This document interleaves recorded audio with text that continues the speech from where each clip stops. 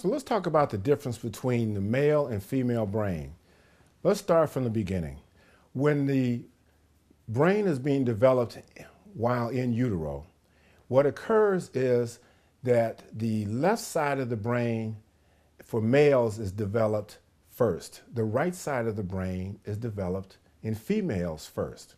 Well, females' brain, the right side of the brain, shoots neurons to the left side of the brain because this allows them to be able to interact with both sides of the brain at the same time when they're born. However, because the right side of the brain is being developed, I said that wrong. Let me go backwards again. Okay. So the left side of the brain develops the neurons. So what happens is that when guys are being born, they're still in utero, their brains are shooting off the connective tissue to the right side. Nothing being on the right side, it comes back to the left side. Therefore, we have more brain connections on the left side of the brain which deal with logical thinking and task than the right side. When girls' left side of the brain develops, now they're shooting the neurons over to the right side of the brain and they have more connections to the right and left side of the brain. That being said, that allows them to do the task a lot better than men do in many areas. However, because men are more logically orientated, when we begin to engage in activities, women tend not to understand why we do what we do. A perfect example would be children, little boys touch things. Men are tactile. We learn by touching, seeing, feeling.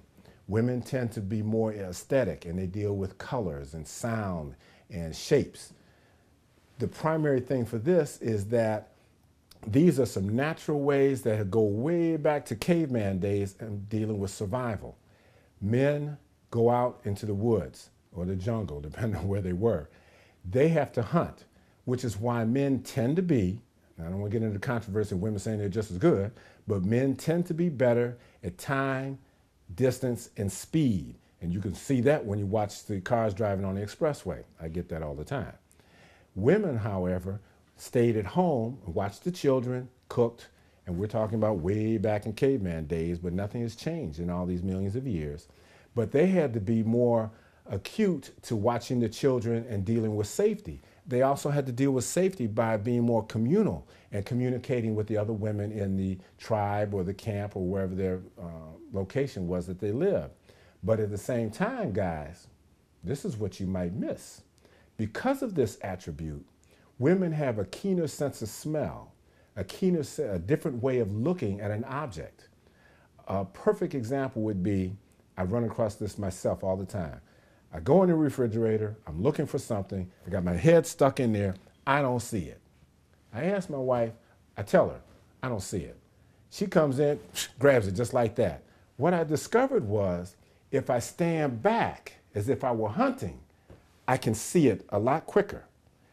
Women, on the other hand, if they stand back, they're not going to see it as fast. They would have the same problem I do if I stuck my head in there. But this is just how we're naturally built. So this is just to give you some idea of how men and women are built differently. But we also think and see situations differently as well. Because women are more emotional than men are, they tend to make a lot of decisions based upon emotion. And not all decisions based on emotion are good decisions. And the flip side is true. A lot of men make decisions based on logic, and they're not always good either. But the point I'm trying to get across here is to keep in mind both aspects play a big part when you're starting to deal with your relationships and dealing with your children.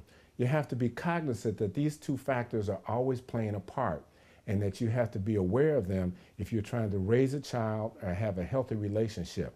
Therefore, you're not so quick to beat up the guy because he didn't see it your way, because he wouldn't ask for directions while he's driving, because, hey, we just got to solve the problem ourselves. And that's kind of how it works out. When the mother says, I know he's upset, talking about their son. He came home from school, he won't talk, he went to his room. I asked him what's wrong, he won't say anything. He says nothing, but I know there's something wrong. I'm going to grant you, you're probably correct with your perception. However, you have to understand male thinking DNA-wise, we must solve the problem some way before we're able to share that information. Now, the solution may not be correct, may not work, but that doesn't matter. It just matters that we have come up with the solution ourselves, because that's how we operate. Women, on the flip side, they tend to share their problems with other females to come up with a solution, and that works for them. So the idea, again, is just to understand that there's two different ways of thinking and solving the same problem. Be aware of it, be patient, and be understanding. And you'll get a lot more mileage out of your relationship with your partner or your child, and you're able to teach your female, obviously female daughters, how to understand the behavior with their brother and with their father. Thank you.